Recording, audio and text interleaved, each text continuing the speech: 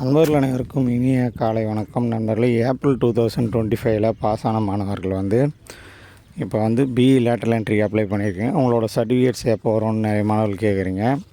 So உங்களுக்கான update என்னென்னா, last time October 2024 result ஒரு 21 நாள்லேயே சர்டிஃபிகேட்ஸ் ரிசீவ் ஆகிடுச்சு.